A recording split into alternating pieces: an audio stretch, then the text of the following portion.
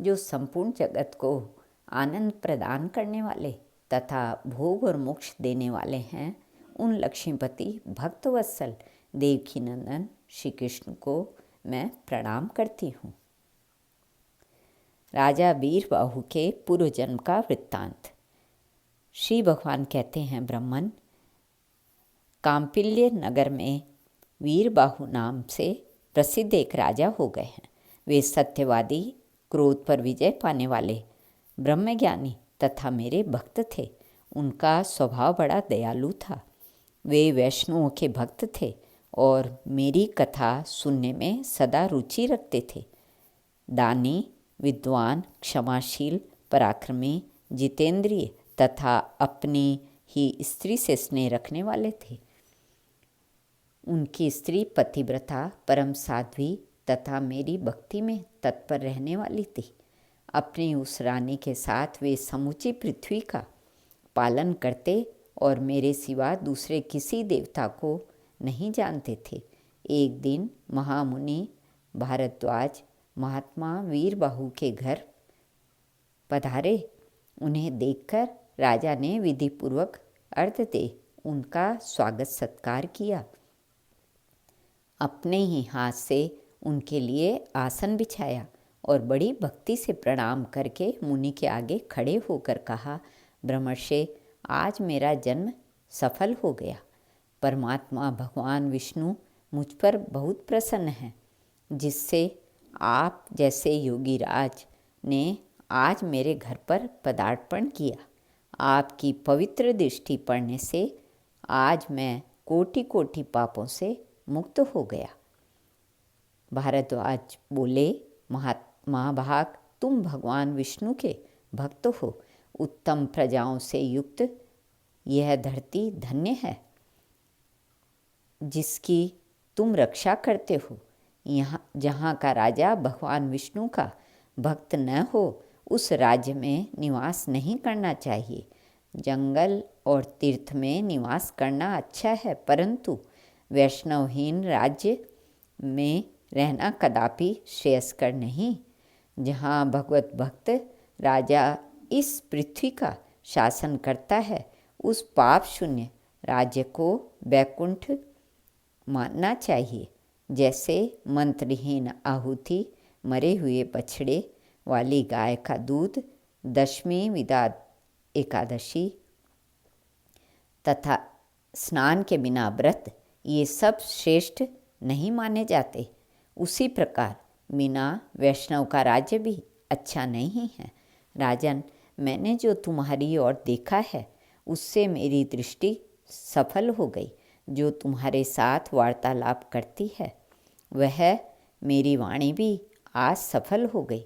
तुमने भगवान विष्णु के भजन में तत्पर रहने वाले परम पवित्र राजा हो। मैंने तुम्हारा दर्शन कर लिया। तुम्हारा कल्याण हो, तुम सुखी रहो। अब मैं जाऊंगा। इसी समय महारानी कांतिमती ने भी आकर मुनि श्रेष्ठ भरद्वाज को प्रणाम किया। तब मुनि ने उन्हें आशीर्वाद देते हुए कहा, सुंदरी, तुम सौभाग्यवती और पतिव्रता रहो।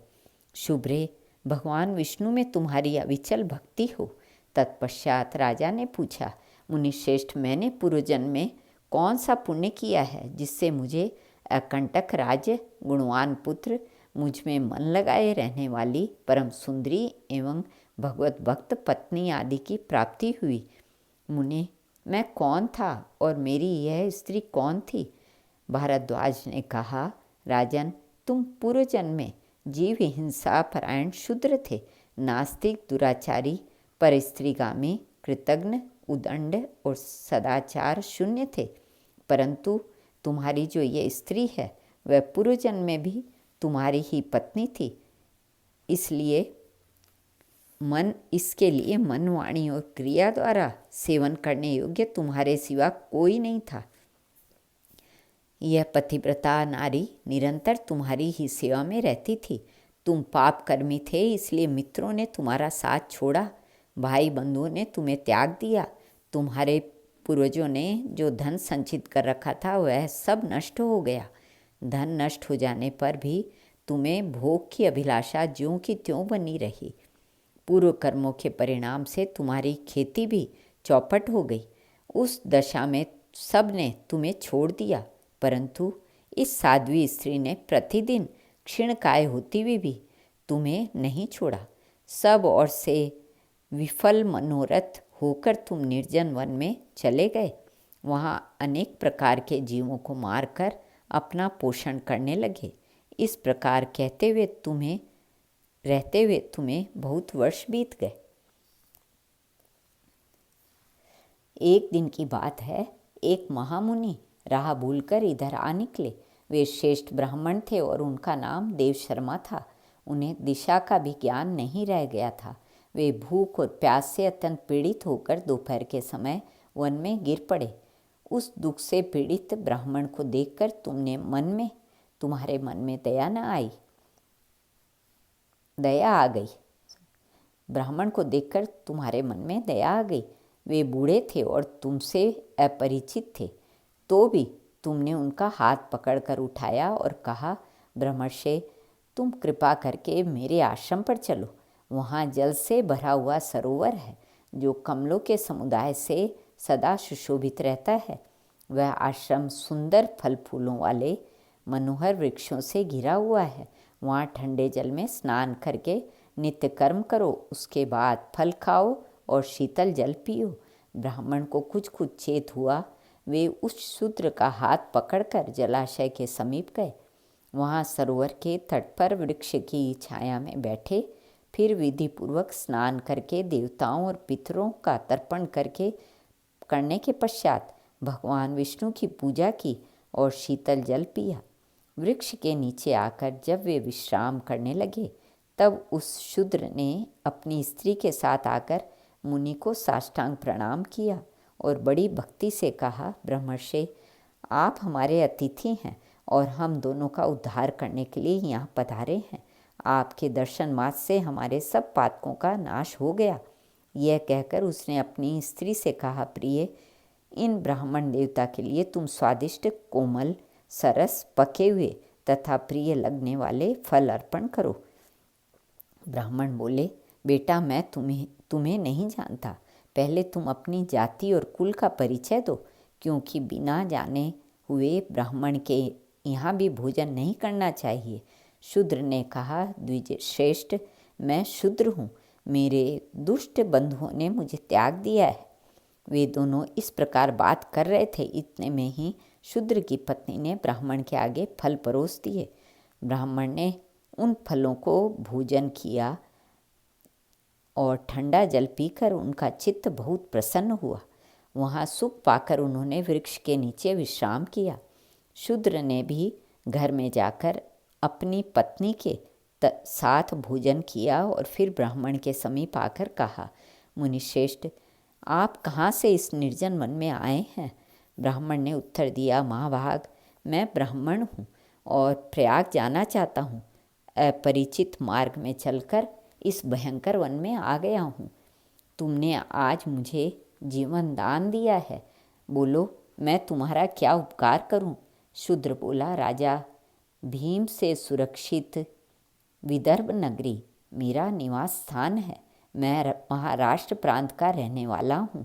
मेरी जाति शूद्र है। मैं सदा पाप में ही लगा रहा। अपने वर्ण धर्म को मैंने छोड़ दिया। फिर बंधुओं ने मुझे त्याग दिया और मैं इस वन में चला आया। यहाँ प्रतिदिन जीव हिंसा करके अपनी स्त्री के साथ जीवन निर्वाह करता हूँ। महामुने, अब इस पातक से मुझे अत्यंत खेद और वैराग्य हो गया है। प्रभु, मुझ पापी के ऊपर कुछ अनुग्रह कीजिए। द्विज श्रेष्ठ, मेरे किसी पूर्व पुण्य के प्रभाव से आप यहाँ आए हैं। आप कृपा करके ऐसा उपदेश दें जिसके प्रभाव से मुझे अपनी पत्नी के साथ यमराज का दर्शन न करना पड़े। मैं भगवान विष्णु को छोड़कर और कुछ नहीं चाहता। देव शर्मा ने कहा, शूद्र, सहसा तुम्हारे मन में भगवान विष्णु के ऊपर जो ऐसी पूर्ण श्रद्धा बुद्धि हुई है, इससे तुम तीर्थ और व्रत के बिना ही करोड़ों पापों से मुक्त हो गए। आतिथ्य, सत्कार और भक्ति से तुम्हें भगवान विष्णु का पद प्राप्त हुआ। यूँ कहकर देव शर्मा ब्राह्मण तीर्थराज प्रयाग को चले गए। राजन, तुमने जो कुछ पूछा था वह सब कुछ मैंने तुमसे कह सुनाया। श्री कृष्णार्पणमस्तु।